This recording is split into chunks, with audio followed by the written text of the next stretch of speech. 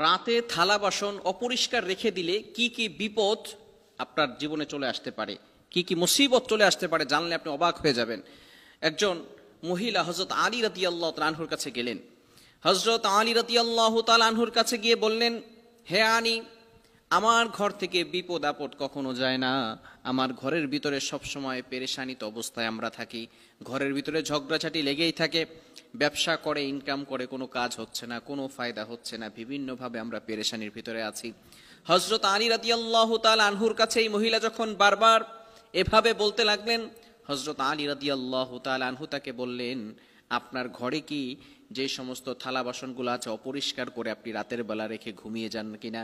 এবার সেই মহিলা বলল, আলী তুমি কিভাবে বুঝলে? আমি তো এভাবেই করে রাখি। হযরত আলী রাদিয়াল্লাহু তাআলা আনহু বললেন, আমি নবীজি সাল্লাল্লাহু আলাইহি ওয়াসাল্লামের মুখ থেকে শুনেছি, যারা ঘরের ভিতরে অপরিষ্কার করে পরিষ্কার রাখে, অপরিষ্কার করে ঘরের ভিতরে থালা বাসন রেখে দেয়, তাদের ঘরের ভিতরে বরকত আসে না, সেই ঘরের ভিতর থেকে আল্লাহ বরকত উঠিয়ে নেয়। এজন্য রাতের বেলা ঘরটাকে অপরিষ্কার করে রাখবেন না। যে থালা বাসনগুলো আছে এগুলো অবশ্যই আপনি ভালো করে গুছিয়ে সুন্দর করে পরিষ্কার পরিচ্ছন্ন করে রাখবেন। কেননা রাতের বেলা কিন্তু ফেরেশতারা আপনার ঘরের ভিতরে নাজিল হতে পারে, রহমতের ফেরেশতারা আসতে পারে। বিশেষ করে ফজরের সময় রহমতের ফেরেশতারা আসমান থেকে দুনিয়াতে নাজিল হয়, প্রত্যেক ঘরে ঘরে পৌঁছে যায় এবং এই ফেরেশতাগুলো মানুষের জন্য রিজিক বরাদ্দ করে নিয়ে আসে। সে সারাদিন ভালো রিজিকের ব্যবস্থা করে, কিন্তু যখন মানুষগুলো ঘুমিয়ে থাকে এবং ঘরগুলো অপরিষ্কার থাকে, পরিচ্ছন্ন থাকে না, ফেরেশতারা কিন্তু এই পরিষ্কার জায়গা ছাড়া ঢুকতে পারে না, দুর্গন্ধের জন্য সেখান থেকে বের হয়ে যায়। এজন্য অবশ্যই থালা বাসনগুলো ঢুকিয়ে রাখতে হবে। শুধু তাই নয়, রাসূলুল্লাহ সাল্লাল্লাহু আলাইহি সাল্লাম ১৫০০ বছর আগে আমাদেরকে নিষেধ করে দিয়েছেন।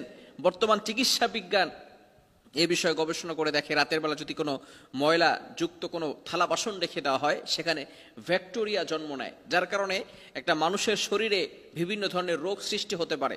যেই পাত্রের ভিতরে আমরা খাবার রেখে খাই, সেই পাত্রের ভিতরে যদি বিভিন্ন ধরনের ব্যাকটেরিয়া জন্ম নেয়, বিভিন্ন ধরনের ভাইরাস চলে আসে, সেটা যখন আবার মানুষের ভিতরে চলে যায়, তখন কিন্তু সে অনেক সময় বিভিন্ন রোগের আকৃষ্ট হয়ে যায়, রোগের ভিতরে পড়ে যায়, রোগ ব্যাধি তার ভিতরে সৃষ্টি হয়ে যায়। এজন্য অবশ্যই রাসূল সাল্লাল্লাহু আলাইহি ওয়াসাল্লাম আমাদেরকে যেটা নিষেধ করে দিয়েছেন সেটা আমরা কখনোই করব না।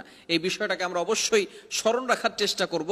আমরা অবশ্যই থালা বাসন নয়, সব কিছুই আমরা পরিষ্কার পরিচ্ছন্ন করে রাখবো। যেহেতু ফেরেশতারা ঘরের ভিতরে প্রবেশ করে, গান বাজনা, ঘরের ভিতরে খারাপ কাজ, দুর্গন্ধযুক্ত কোনো কাজ, এগুলো আমরা ঘরের ভিতরে করব না। ছবি টানিয়ে রাখবো না, তাহলে কিন্তু ঘরের ভিতরে ফেরেশতারা আসবে না। যদি আপনি থালা বাসন পরিষ্কার না করে ঘরের ভিতরে আপনি রেখে দেন, তাহলে বরকত আপনার ঘর থেকে উঠে যাবে, বিভিন্ন ধরনের রোগ সৃষ্টি হবে, অসুস্থতা আপনার ঘরের ভিতরে বেড়ে যাবে এবং সেখান থেকে অভাব অনটন আস্তে আস্তে লেগেই থাকবে। অভাব অনটন কখনো দূর হবে না। এজন্য অবশ্যই আমরা রাসূল সাল্লাল্লাহু আলাইহি ওয়াসাল্লামের শেখানো পদ্ধতিকেই ফলো করার চেষ্টা করব। এবং রাসূল সাল্লাম আরও জানিয়ে দিয়েছেন, যখন রাতের বেলা তোমরা ঘুমাবে তখন থালা বাসনগুলো ঢেকে রাখবে, যদি কোনো খাবার থাকে সেটাও ঢেকে রাখবে।